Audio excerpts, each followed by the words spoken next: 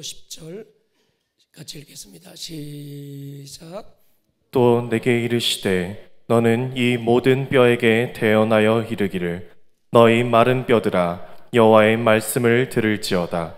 주 여호와께서 이 뼈들에게 이같이 말씀하시기를 내가 생기를 너희에게 들어가게 하리니 너희가 살아나리라.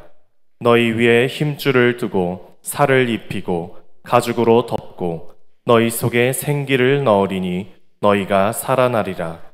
또 내가 여호와인 줄 너희가 알리라 하셨다 하라. 이에 내가 명령을 따라 대언하니 대언할 때에 소리가 나고 움직이며 이 뼈 저 뼈가 들어맞아 뼈들이 서로 연결되더라. 내가 또 보니 그 뼈에 힘줄이 생기고 살이 오르며 그 위에 가죽이 덮이나 그 속에 생기는 없더라. 또 내게 이르시되 인자야 너는 생기를 향하여 대언하라. 생기에게 대언하여 이르기를 주 여호와께서 이같이 말씀하시기를 생기야 사방에서부터 와서 이 죽음을 당한 자에게 불어서 살아나게 하라 하셨다 하라. 이에 내가 그 명령대로 대언하였더니 생기가 그들에게 들어가매 그들이 곧 살아나서 일어나 서는데 극히 큰 군대더라. 아멘. 아멘. 지난주 영상으로 말씀을 나누겠습니다.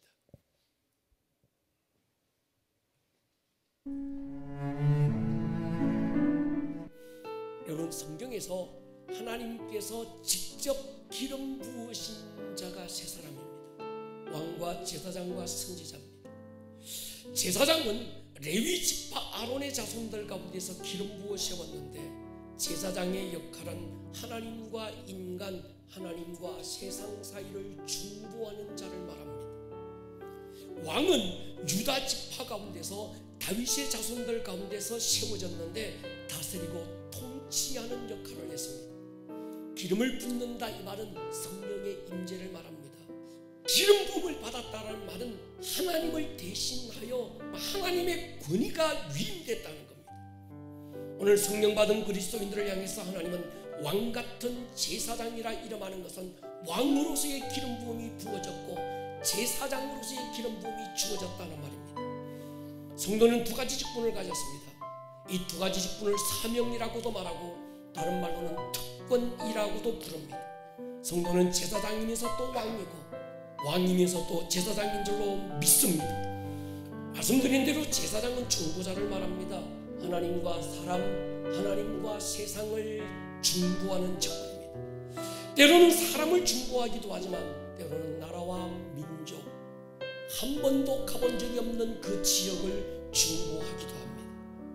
하나님이 중보자들을 부르실 때는 그들에게 기름을 부으시는데 하나님 아버지의 가슴을 기름 붓습니다. 그래서 중보자들은 하나님의 심정을 가지게 됩니다. 이들은 특별한 중보의 기름 부음을 받은 자들입니다. 왕의 기름 부음을 받은 자가 있습니다.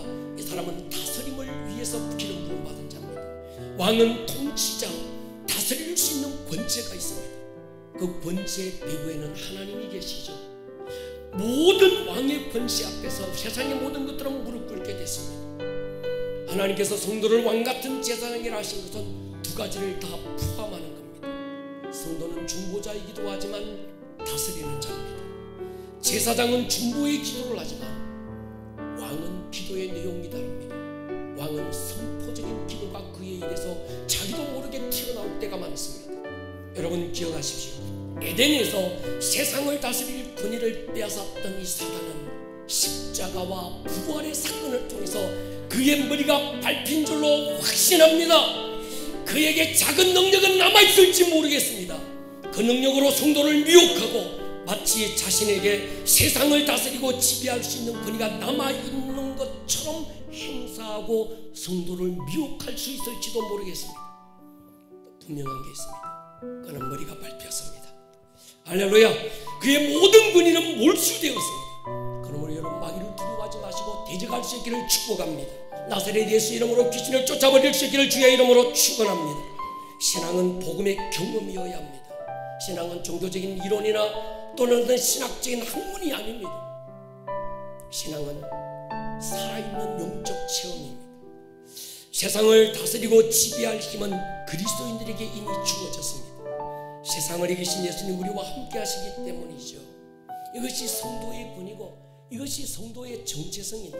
예수님이 가지고 오셨던 하늘의 문을 열고 음부의 문을 닫을 권세가 교회에 위임되었고, 더 정확하게는 우리 성도 한 사람 한 사람 안에 제사장으로서 왕으로서의 기름 부음이 이미 허락되어 있습니다. 아멘. 부활주일의 아침에 우리 성도님들의 가정에, 또 조금은 답답한 이 나라 이 민족 이 땅 구석구석마다 우리 주님의 부활의 영광의 빛이 환히 비춰지는 부활의 능력이 경험될 수 있기를 주의 이름으로 축원합니다. 우리는 지난주부터 왕의 기도에 대한 말씀을 나누고 있습니다. 특별히 예수님의 십자가와 부활의 주일에 이 왕의 기도에 대한 말씀이 선포될 수 있어서 감사합니다. 하나님은 우리를 왕같은 제사장이라고 불렀습니다. 성도는 왕으로서 제사장으로서 기름 부음을 받은 사람들입니다. 제사장은 하나님과 세상을 연결하는 중보자지만 왕은 하나님이 주신 권위를 가지고 세상을 다스리는 자를 말합니다. 제사장에게는 하나님 아버지의 마음이 부어지지만 왕의 기름을 부음받은 자에게는 그 입술에 권세가 주어집니다. 기도에도 제사장적 중보기도가 있는가 하면 왕으로서 다스리는 선포적인 기도가 있습니다. 중보적인 기도는 땅에서 하늘을 향하지만 선포적인 기도는 하늘에서 세상을 향합니다. 창세기 1장 26절에서 하나님은 처음 사람 아담에게 세상을 다스리는 권리를 주셔서요, 그 아담이 마귀에게 쏘가서 하나님이 주시는 다스리는 모든 권세를 빼앗기고 말았습니다. 그때 하나님은 여자의 후손으로 그의 아들을 이 땅에 보내실 것을 약속하시고, 뱀은 여자의 후손에 예수님의 발에 상처를 낼 수 있을지 몰라도 그 예수님은 십자가와 부활 사건을 통해서 마귀의 뱀의 머리를 밟을 거라고 선포했고, 예수님은 그 약속을 따라서 마리아를 통해 이 땅에 오셨고 십자가와 부활 사건을 통해서 마귀의 머리를 밟아 놓았습니다. 그리고 부활하시고 하늘로 가시면서 예수의 이름 우리에게 주고 가시면서 그 왕적 권위가 우리에게도 모자람이 없이 동일하게 주어지기를 원했습니다. 우리는 그 이름을 영접하여 하나님의 자녀가 되는 권세를 얻었고 이 땅에서 왕노릇할 자로 부름받은 줄로 믿습니다. 우리는 제사장적인 중보기도 해야 됩니다. 때로는 침묵으로 기도할 수도 있습니다. 그러나 위기적인 상황에서는 왕으로서의 선포적인 기도를 해야 될 필요가 있습니다. 사도행전 3장에서 성전 묘문에 서 있는 안전뱅이가 무을 구걸하기 위해서 손 내밀었을 때 은과 금은 내게 없지만 내게 있는 나사렛 예수의 이름으로 일어나 걸어라. 이런 왕의 권위를 가진 자, 새로운 시즌에 새로운 질서를 만들었던 구약의 엘리야, 신약의 세례 요한 같은 이 영적 권위를 가진 사람들이 요구되는 때가 지금입니다. 지난 주간은 교회력으로 고난 주간이어서요. 그리고 오늘은 부활주일입니다. 유대력으로는 지난주 수요일이 유월절이었습니다. 유월절에 이스라엘 백성들은 어린 양의 피를 문설주에 바르고 애굽의 종살이 문화를 청산하고 하나님이 약속하셨던 젖과 꿀이 흐르는 땅을 향해서 달려나갔습니다.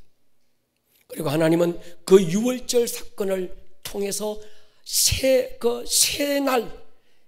그 달을 새 달이라고 정하고 유월절 그 사건이 기점이 돼서 새로운 날이라고 선포해 주셨습니다.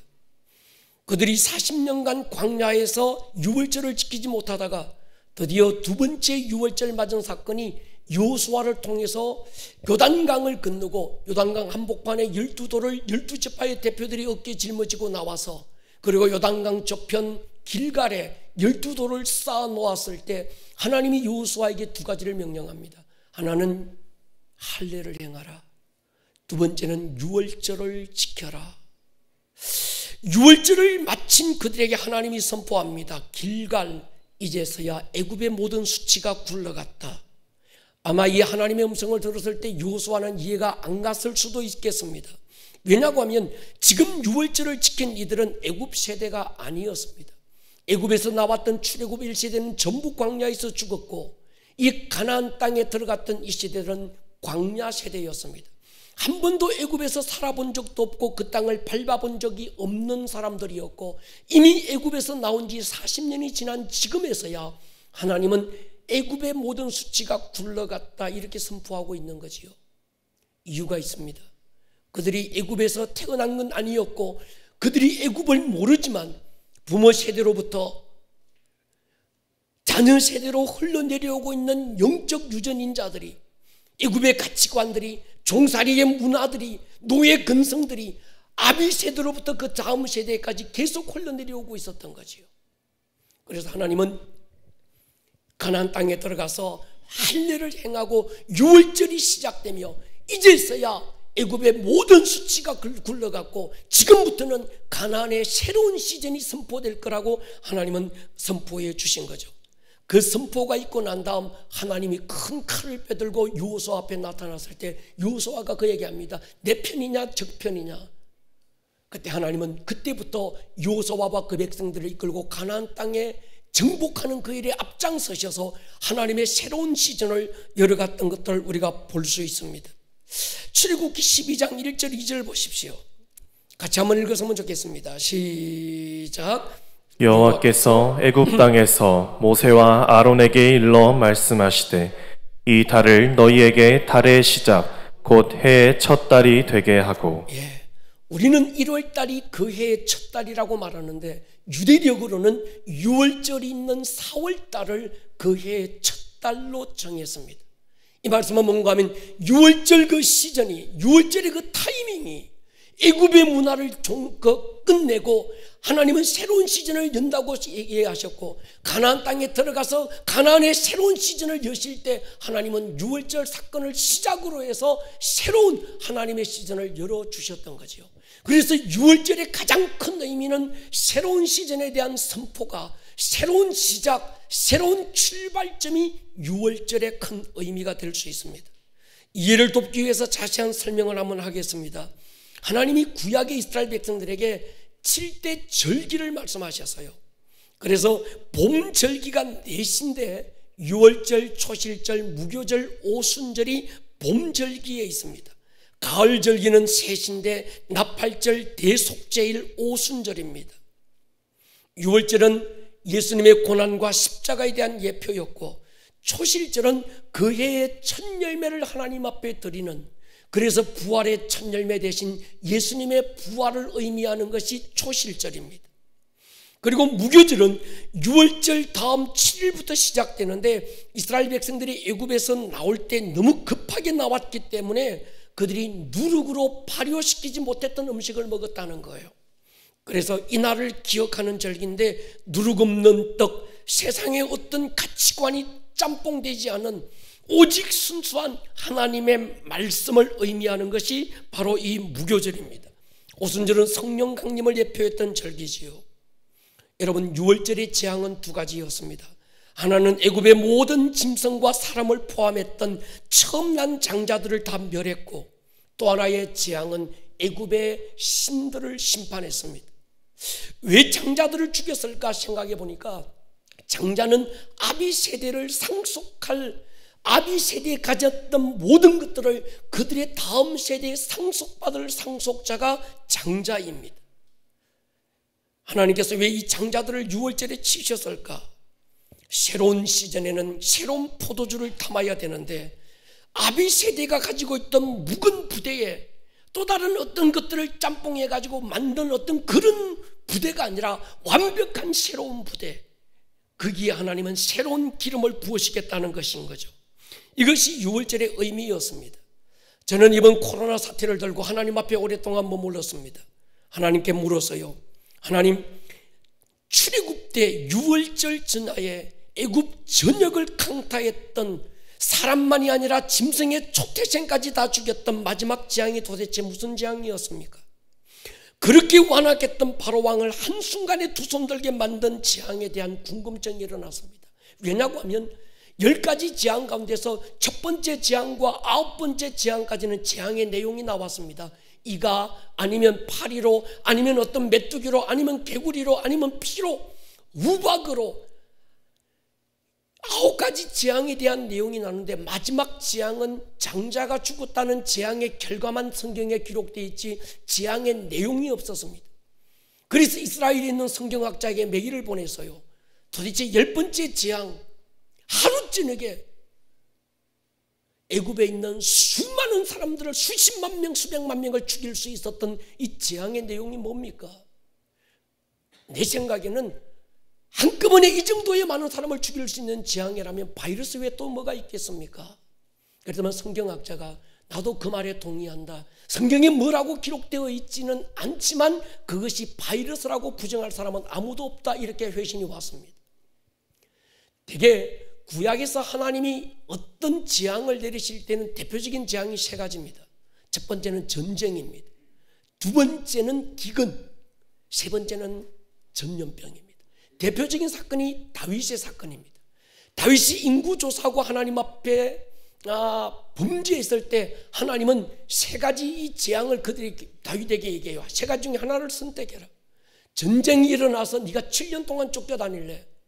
아니면 기근이 일어나서 이 땅에 3개월 동안 이 땅에 굉장한 기근이 일어날래? 아니면 3일 동안 이 땅에 전염병이 돌게 할래? 결국 다윗은 그 중에서 마지막 3번째를 선택해요.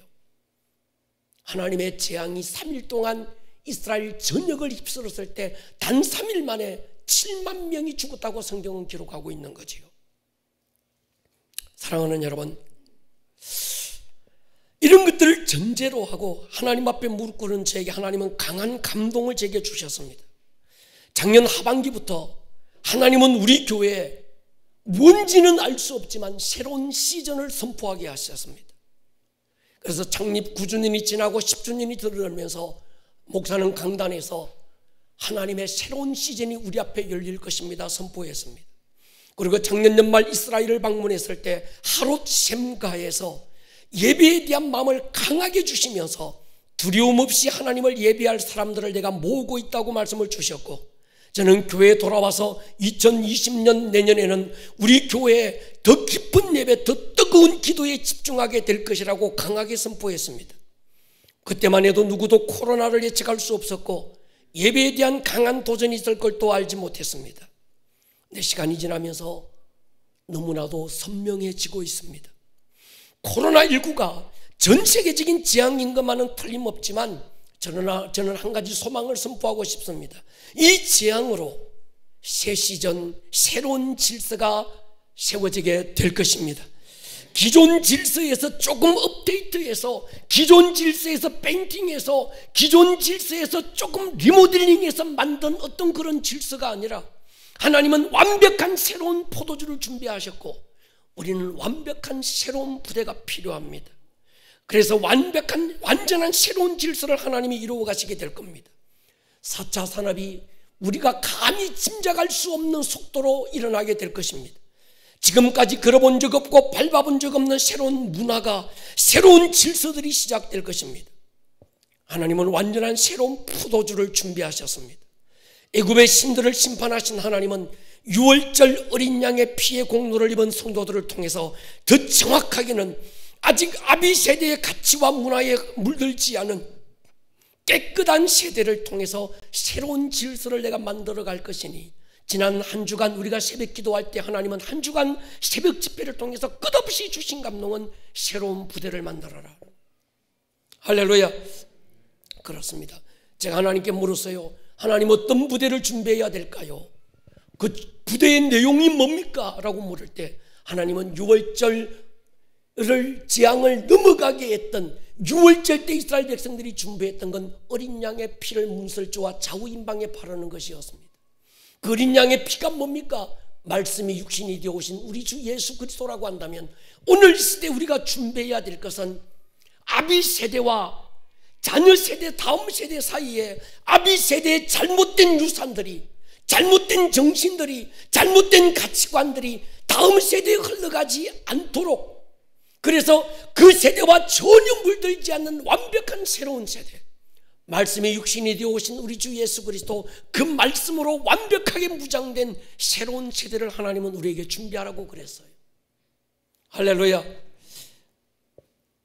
몇 년 전 하나님께서 우리 오하비 다음 세대에 대한 꿈을 주셨을 때 하나님 그 오하비에게 왜 말씀의 목숨을 걸게 했는지, 신학화되지 않은 어떤 종교적인 교리에 어떤 짬뽕되지 않은, 그냥 그 말씀 하나 붙들고 암송하고 외우고 그 말씀 하나에 붙들린 다음 세대를 왜 준비하게 하셨는지 이제서야 눈이 열리고 있습니다.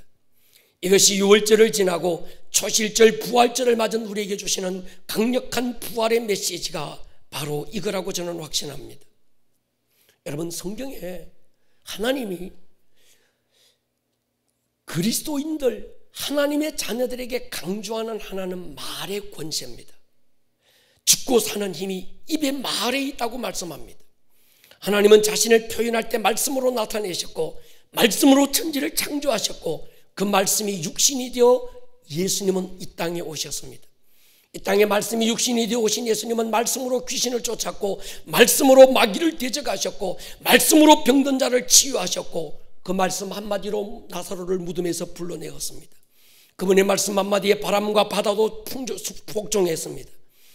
히브리서 1장 3절에는 능력의 말씀으로 만물을 붙들고 계신다고 말씀했습니다. 우리 주님, 그분은 창조주요, 구원주요, 이 땅의 왕으로 오신 왕적 권위를 가지신 분이죠. 우리 예수님의 입술에서 나온 그 한마디 말에는 왕적 권위가 있습니다. 그 예수님이 하늘로 가실 때 그 이름 성도들에게 주고 가시면서 예수님이 가지셨던 왕의 권위를 그의 믿는 자들에게 동일하게 주셨습니다. 그래서 성도의 입술의 말에는 권세가 있습니다. 주님이 자신이 하셨던 일을 우리도 할 것이고 이보다 더 큰 일도 하게 될 것이라고 문을 오픈해 주셨습니다. 그러므로 여러분, 부모의 한마디 기도는 자녀들의 앞날의 문을 열고 닫을 수 있는 예언적 선포가 된다는 사실을 기억하시고, 우리 자녀들의 앞날에 하나님의 축복과 하나님의 영광의 선포가 있기를 주의 이름으로 축원합니다. 성경에 보면 그래, 이것이 믿음의 출발이었습니다. 사내를 모르는 여자가 어떻게 아이를 가질 수 있습니까? 대저 하나님의 모든 말씀에 능치 못하심이 있겠느냐? 주의 계집종이니 말씀대로 내게 이루어지이다. 마리아의 신앙은 말씀의 능력을 경험하는 것이었어요. 말씀만 하옵소서, 그러면 내 하인이 낫겠습니다. 내가 이스라엘 가운데서 이만한 믿음을 만나보지 못했노라. 한 백부장이 주님께 인정받은 탁월한 믿음은 말씀의 능력을 인정하는 것이어서요, 말씀에 의지하여 그물을 내리리이다. 내가 밤이 맞도록 수고를 했지만 하나도 얻은 것이 없습니다. 그러나 지금부터는 말씀에 의지하여 그물을 내리겠습니다. 순종했던 베드로, 예수님은 그의 믿음이 신앙의 첫 출발이 되게 했던 거지요. 성경의 그만이 아니라 하나님의 말씀은 예리한 금이라고 그랬습니다. 교회시록 1장 16절 보십시오. 같이 한번 읽겠습니다. 시작. 그의 오른손에 7 별이 있고 그의 입에서 좌우에 날선 검이 나오고 그 얼굴은 해가 힘있게 비치는 것 같더라.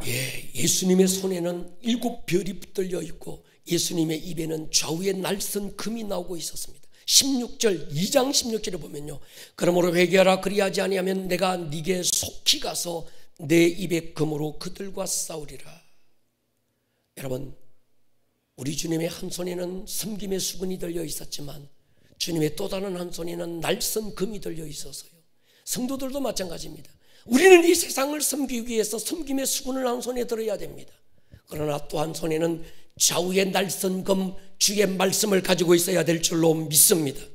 하루 심가에서 선발된 기도원의 300용사들은 물을 먹는 순간까지도 그들의 한 손에 금을 놓지 않았습니다. 바울은 에베소 교회를 향해서 성령의 금, 곧 하나님의 말씀을 가지라고 권면했습니다. 그렇습니다. 성도가 이 땅에서 들고 싸워야 될 진금은 하나님의 말씀입니다. 목금은 연습용이지만 진금은 싸움을 위한 어떤 그 실전에서 가치를 다하는 거지요. 성도는 하나님의 말씀으로 세상과 진금 승부하는 사람들을 말합니다.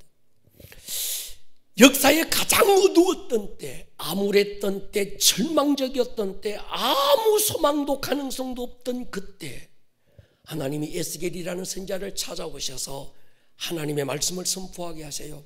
그것이 오늘 우리가 읽었던 본문입니다. 그리고 하나님은 그 선지자를 사망의 음침한 골짜기로 데리고 갑니다. 메마른 뼈들 조각들을 보여주시면서 이렇게 물었어요. 인자야, 저 뼈들이 능히 살겠느냐? 인간적으로 보면 가능성이 없습니다. 그래서 선지자는 이렇게 대답하지요. 주께서 아십니다. 내게는 답이 없고 아무런 가능성이 없지만 하나님이 아시면 가능성이 있습니다. 모든 답은 사람에게 있는 게 아니라 하나님께 있다고 고백합니다. 그때 하나님은 선지자를 통해서 하나님의 말씀을 대언하게 해요. 너는 저 마른 뼈들에게 대언해라. 너희 마른 뼈들아, 내가 너희에게 힘줄을 덮이고 살을 덮이고 가죽을 덮고 생기를 불어넣으리니 너희가 살아날 것이다. 그리고 강조하신 말씀이 있습니다. 나 여호와의 말이니라.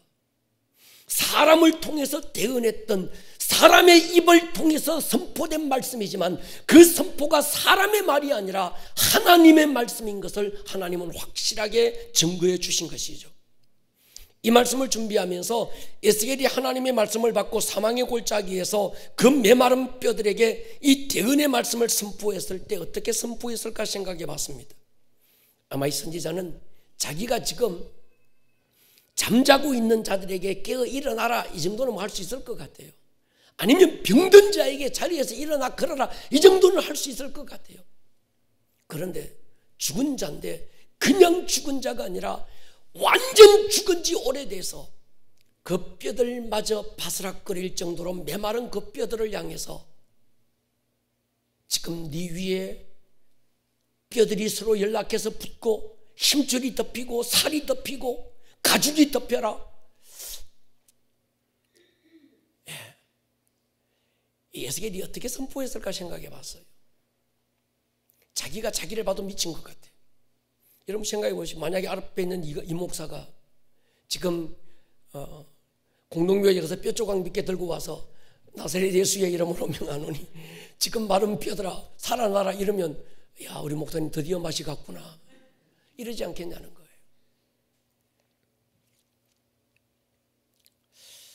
그런데 선지자가 순종해요. 선지자의 대언의 목소리들이 마른 뼈들이 듣고 복종하기 시작했습니다. 이 뼈, 저 뼈들이 서로 제자리를 찾아 들어갔고 뼈가 서로 붙는 소리가 타닥타닥 막 소리가 났을 것 같아요. 그 위에 살이 덮였고 힘줄이 힘을 얻기 시작했고 가죽이 덮였습니다. 하나님 보실 때 그 안에 생기가 없어요. 여러분 그런 사람들이 많습니다. 모양은 사람인데 그 안에 생기가 없는 사람들이 참 많습니다. 그 안에 있는 것이라고 하는 건 온통 사망의 기운, 절망과 우울과 슬픔으로 가득 찬 사람들이 있습니다.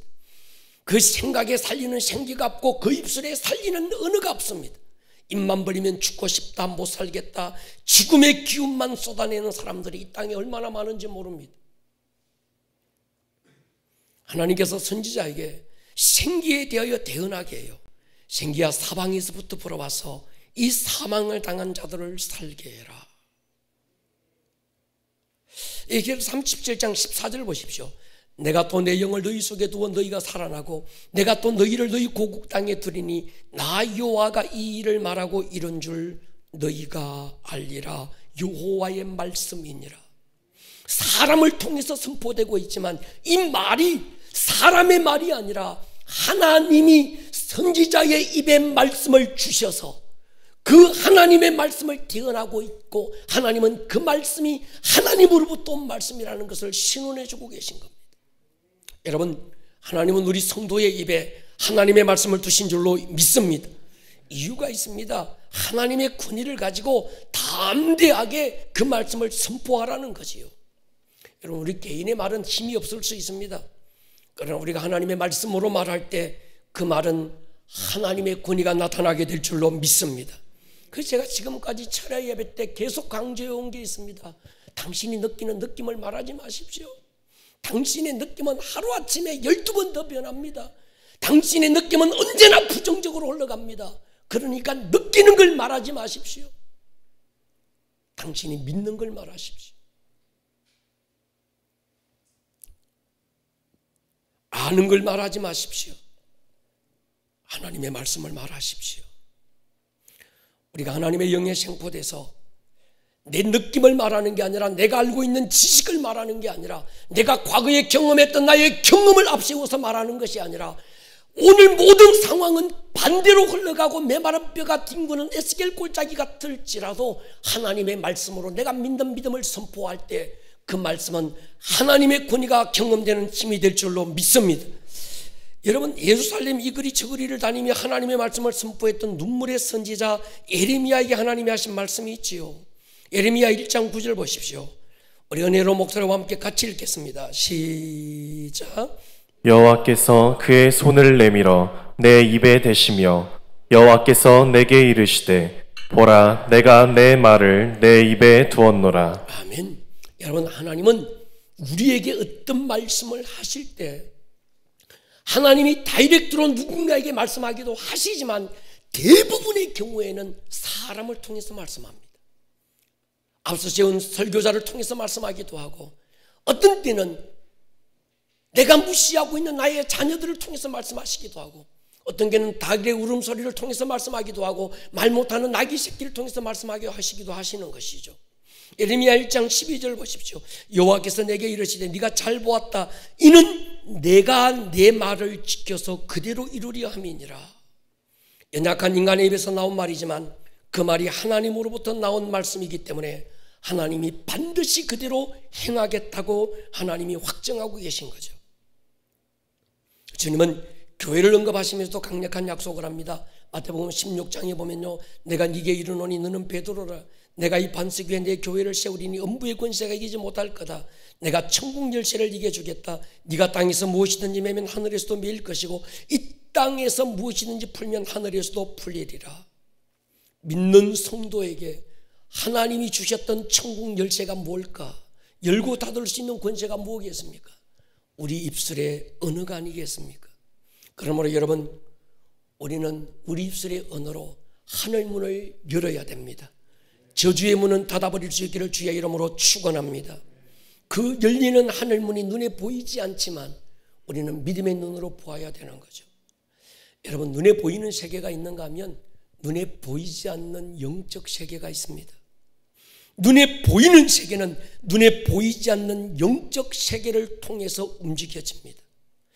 여러분, 우리의 몸은 보이지 않는 마음이 움직입니다. 몸이 가니까 마음이 가는 게 아니라 마음이 갔기 때문에 몸이 움직이기 시작하는 겁니다. 어떤 사람이 차를 드라이브하고 가다가 오른쪽 백밀러를 보면 틀림없이 우회전합니다. 왼쪽 백밀러를 보면 틀림없이 왼쪽으로 좌회전하게 되어 있습니다. 여러분, 눈에 보이는 세계를 움직이려면 먼저 보이지 않는 영적 세계를 지배할 수 있어야 합니다. 보이지 않는 세계가 있다는 말은 보이지 않는 어떤 영적 세계를 지배하는 영적 존재가 있다는 말입니다. 눈에 보이지 않는 바이러스가 전 세계를 공포에 몰아넣고 있는 것처럼 더 눈에 보이지 않는 영적 바이러스가 기분이나 아니면 어떤 신학적인 지식이나 성경적인 어떤 사상이 아니고 실제적으로 우리의 삶에 존재하고 있습니다. 하나님이 눈에 보이지 않지만 실제로 존재하는 것처럼 눈에 보이지 않는 천사가 실제 존재하고 악한 영들이 실제로 존재하고 있습니다. 성도의 삶에 실제적으로 강력한 영향력을 미치고 있는 건 보이지 않는 영적 세계 속에서 이루어지고 있죠. 대표적인 사건이 몇 가지 있습니다. 열왕기하 6장에 나오는 한 사건을 기억합니다. 아람이라는 대군이 엘리사를 잡기 위해서 도단이라고 하는 한 성을 포위했습니다. 이 사실을 엘리사의 종이 먼저 발견하고 두려움에 빠져서 서성 엘리사에게 달려와서 서성님 우리는 끝났다고 말합니다. 15절에 보면요, 하나님의 사람 사환이 일찍 일어나서 나가보니 군사와 말과 병거가 성읍을 에워쌌는지라. 그의 사환이 엘리사에게 말합니다. 아, 내 주여, 우리가 어찌하리까. 절망과 두려움에 사로잡힌 탄식이죠. 여러분, 눈에 보이는 걸 보면요, 눈에 보이는 것을 진단하면 언제나 슬픔과 절망에 탄식하게 되어 있습니다. 눈에 보이는 것들은 반드시 우리를 부정적으로 이끌고 갑니다. 그런데 보이지 않는 것을 보고 있는 엘리사의 반응을 보십시오. 16절에 보면요, 대답하되 두려워하지 마라. 우리와 함께한 자가 그들과 함께한 자보다 많으니라. 아멘입니까? 사환이 볼 때는 자기는 눈에 보이는 것밖에 못 보는 겁니다. 아무리 봐도 자기와 서성 외에는 아무도 없고 자기를 죽이려고 왔던 아람의 군대는 엄청난 대군입니다. 아무리 수학이나 숫자 개념이 없어도 그렇지 지금 말도 안 되는 말이 분명했습니다. 그때 엘리사가 이렇게 기도하지요. 17절 보십시오. 기도하여 이르되 여호와여 원하건대 그의 눈을 열어서 보게 하옵소서. 뭘 보라는 겁니까? 보이지 않는 세계를 보라는 거예요. 눈에 보이는 것만 보고 절망하고 있는 그에게 하나님이요 저의 눈을 열어서 눈에 보이는 것만 보는 게 아니라 눈에 보이지 않는 세계를 보게 해주십시오. 그 청년이 눈이 열리는데 그때 보니까 불말과 불병거가 산에 가득하여 엘리사를 둘렀습니다. 여러분 이것이 영적 실제고 이것이 영적 실체입니다. 영적인 눈을 열고 보는 자와 보지 못하는 차이가 여기 있습니다. 소경의 눈에 7색깔 무지개가 보이지 않는다고 무지개가 존재하지 않는 건 아니지요. 하늘의 불말과 불병거가 눈에 보이지 않는다고 하늘의 불말과 불병거가 없다고 누가 말할 수 있겠습니까? 여러분 지금 엘리사 주위에서 엘리사를 돕기 위해서 진을 치고 있던 하늘의 불말과 불병거는 천사를 말합니다. 천사가 없다가 갑자기 눈이 열리니까 없다가 있은 게 아니라 처음부터 그 자리에서 엘리사를 지키고 돕고 있었습니다. 사환이 보지 못하던 그때에도 하나님은 천사를 보내서 영적 세계 속에서 하나님의 일을 하고 계셨던 거지요. 이 영적 세계를 알아야 왕으로서의 선포적 기도가 무언지에 눈이 열리게 됩니다. 우리가 눈에 보이는 것만 보고 있으면 왕으로서의 어떤 이런 선포적인 기도가 무언지를 이해할 수 없습니다. 눈에 보이는 것만 보는 사람은 제사장적 중보 기도에 그칠 수밖에 없습니다. 그러나 보이지 않는 세계를 본다면 보이지 않는 세계의 실체를 아는 그 사람은 왕으로서의 중보 기도가 무언지를 알게 될 것입니다. 사랑하는 여러분, 보이지 않는 영적 세계를 장악하지 않으면 눈에 보이는 세계를 움직일 수가 없습니다. 기도는 먼저 눈에 보이지 않는 영적 세계에 대한 믿음의 선포입니다. 우리가 우리 주 예수 그리스도의 이름으로 왕의 권위를 가지고 영적 세계를 향하여 믿음으로 선포할 때 영적 세계 속에서는 엄청난 파장이 일어날 줄로 믿습니다. 대표적인 또 하나의 사건이 출애굽기 17장 사건입니다. 모세와 함께 약속을 땅에 행진하던 이스라엘 아말렉의 공격을 받게 됩니다. 하나님은 젊은 여호수아에게 군대를 이끌고 싸우게 하고 모세는 아론과 훌을 데리고 하나님의 산에 올랐습니다. 그런데 그 전쟁의 승패를 성경은 이렇게 기록합니다. 출애굽 17장 11절 보십시오. 같이 한번 읽겠습니다. 시작. 모세가 손을 들면 이스라엘이 이기고 손을 내리면 아말렉이 이기더니. 전쟁의 승패가 눈에 보이는 현실 속에서 적과 맞짱 뜨고 싸우고 있는 여호수아의 전술에 의해서 결정되는 것이 아니었습니다. 여호수아가 잘 싸워서 이긴 것이 아니고 여호수아가 싸울 힘이 약해서 패한 게 아니라는 거예요. 전쟁의 승패는 하나님의 거룩한 산에 올라 두 손을 높이 들었던 모세의 무릎에서 결정되고 있었습니다. 12절 13절 보십시오. 근데 모세의 팔이 피곤함에 그들이 돌을 가져다가 모세 아래에 놓아 그가 그 위에 앉게 하고 아론과 훌이 한 사람은 이쪽에서 한 사람은 저쪽에서 모세의 손을 붙들어 올렸더니 그 손이 해가 지도록 내려오지 아니한지라. 결과가 뭡니까? 여호수아가 칼날로 아말렉과 그 백성을 쳐서 무찔렀다. 눈에 보이는 것만 보면 여호수아가 잘 싸워서 이겼구나 이럴 수 있습니다. 그러나 성경은 우리에게 눈에 보이는 세계가 아니라 보이지 않는 기도의 세계, 영적 세계를 우리에게 조명해 주고 있는 거지요. 할렐루야. 여러분, 여호수아가 잘 싸워서 전쟁에서 승리한 게 아닙니다. 전쟁의 승패를 결정지은 힘의 권한은 하나님의 산에 올라 두 손을 높이 들었던 모세의 기도의 힘이었습니다. 저는 그렇게 믿습니다. 이른 새벽 주야전에 엎드려 무릎 꿇었던 그 무릎에서 하루의 승패가 결정될 수 있습니다. 부모의 눈물 뿌린 기도에서 내 자녀들의 앞날의 성패가 결정될 줄로 믿습니다. 그래서 성경은 이렇게 마지막 결론을 지었습니다. 출애굽기 17장 15절에 보면요, 모세가 제단을 쌓고 그 이름을 여호와니시라 하고, 요수아의 승리가 아니라 하나님의 승리였다 선포했습니다. 또 하나의 사건이 다니엘서 10장에 나오는데 여기서 비밀을 또 말씀합니다. 바벨론이 페르시아에게 망하면서 페르시아의 고레스 왕이 바벨론의 포로로 끌려왔던 이스라엘 백성들을 고국 땅으로 돌려보내겠다는 정책을 펴습니다. 페르시아가 지배하기 전 바벨론은, 그 느부갓네살부터 시작해서 이 바벨론은 모든 포로들은 자기 나라로 잡아가고 그 포로들이 살던 그 땅에 자기들의 백성들을 보내서 섞어버렸습니다. 근데 바벨론이 망하고 페르시아가 나라를 지배하면서 페르시아의 고레스라는 첫 번째 왕이 정책을 바꾸기 시작했는데, 바꾼 게 뭔가 하면 모든 포로로 끌려왔던 백성들은 자기 나라로 돌아가라는 정책이었어요. 이 정책의 배후에는 하나님이 개입하고 계셨습니다. 예레미야가 이 백성이 하나님 앞에 반역하면서 70년 동안 이방 나라의 포로로 끌려가게 될 거다, 그리고 70년이 지나면 돌아오게 될 거라고 하나님이 약속해 주셨고, 나중에 다니엘이 포로로 끌려와서 그 하나님의 약속의 말씀을 붙들고 계산을 해보니까 이미 바벨론의 포로로 끌려온 지 70년이 다 차버린 거예요. 그래서 하나님께 엎드려 기도합니다. 하나님, 이 백성들을 긍휼히, 하나님이 약속하신 약속의 때가 됐으니 하나님의 때를 이루어달라고 기도하고, 그 기도의 응답으로 고레스 왕이 정책을 바꾸어서 백성들을 돌려보내고 있었던 거예요.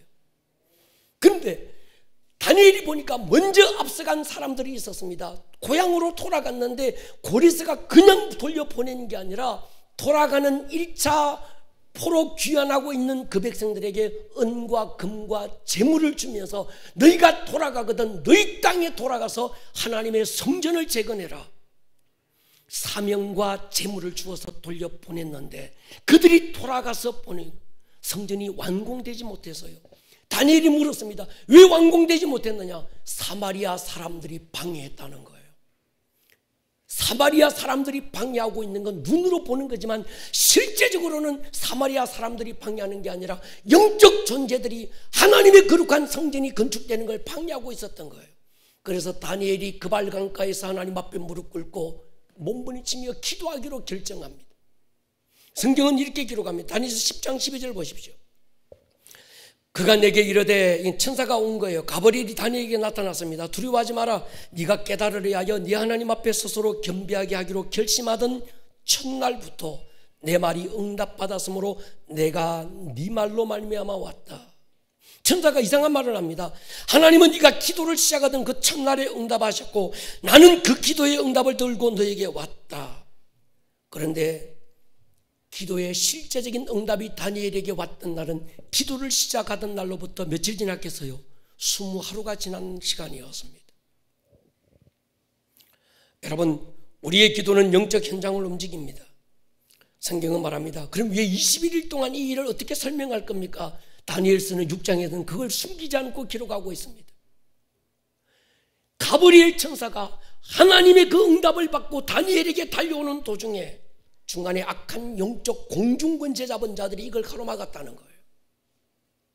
그래서 미가엘을 불러서 도와주게 해서 하나님의 군대장관 미가엘 천사가 달려와서 도와주어서 결국은 하나님의 승리 가운데 다니엘에게 기도의 응답이 가져왔는데, 중간에서 지체됐던 이유는 다니엘이 눈에 보이지는 않지만 하나님은 첫날에 응답하셨지만 보이지 않는 영적 세계 속에서는 굉장한 영적 전쟁이 벌어지고 있었던 거예요. 동의하십니까? 여러분, 성도의 기도는 굉장히 영적인 겁니다. 우리가 기도할 때 천사들이 요한계시록 8장에는 금쟁반에 들고 하나님께 간대요. 기도의 응답도 금쟁반에 천사들이 받아서 우리에게 온다고 그랬습니다. 여러분, 예수님도 천사의 실존을 부인하지 않았습니다.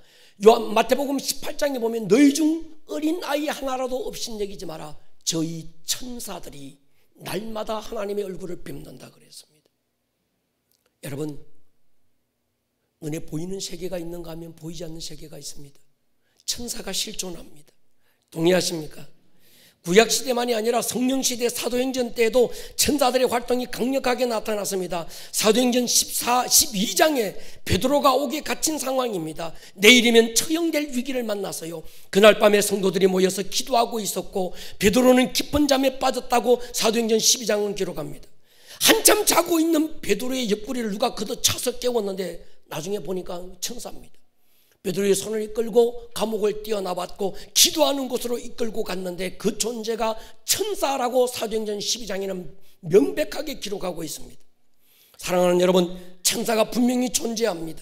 히브리서 1장에는 이렇게 기록하고 있습니다. 같이 한번 읽겠습니다. 14절에 시작. 모든 천사들은 섬기는 영으로서 구원받을 상속자들을 위하여 섬기라고 보내심이 아니냐. 아멘. 할렐루야. 성도들에게는 그들을 돕는 보이지 않는 실존 천사들이 틀림없이 존재하고 있습니다. 여러분, 기도를 막연한 종교심으로 생각하지 마십시오.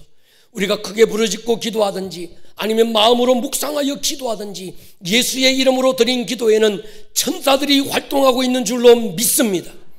여러분, 그 기도가 왕으로서의 권위를 가진 믿음의 선포라면 얼마나 강력한 천사의 역사가 개입되고 있겠냐는 거예요.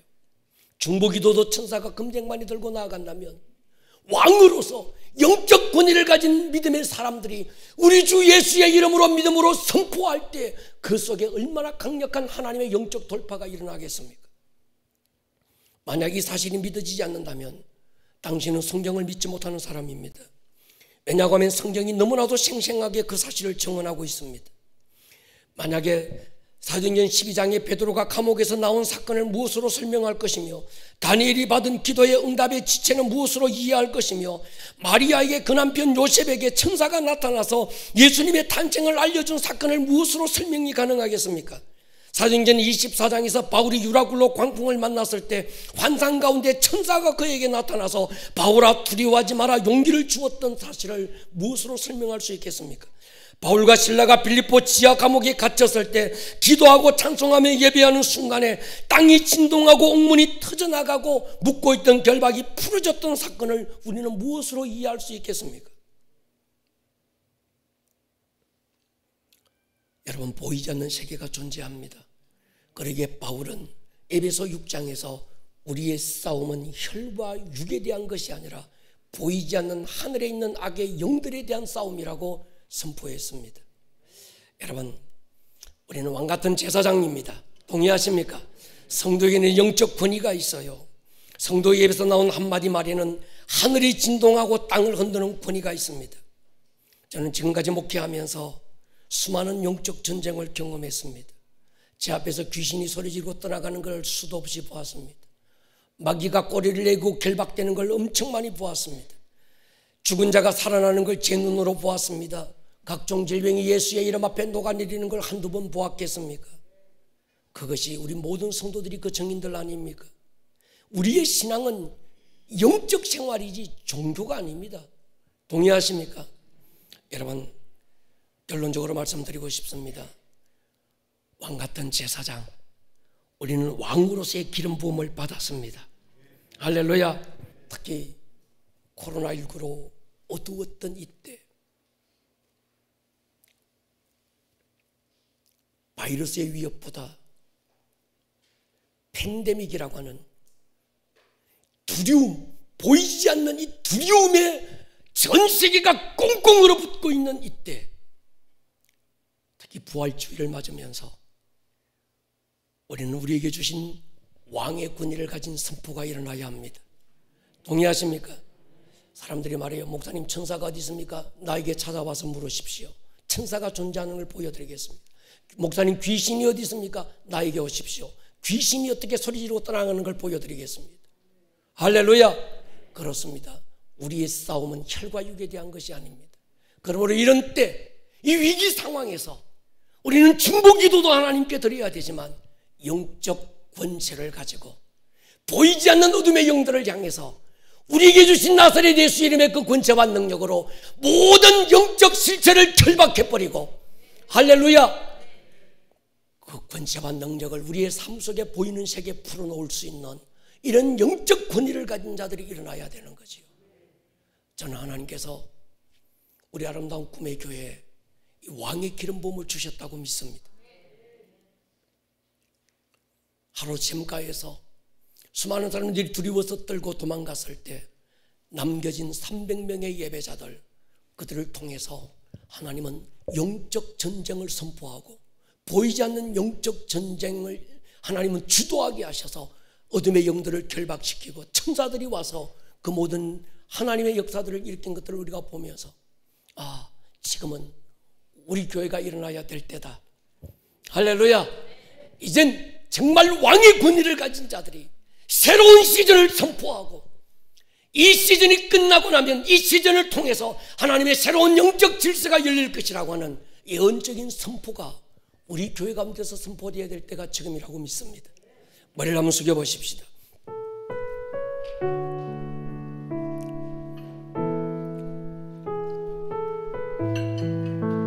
유월절은 새로운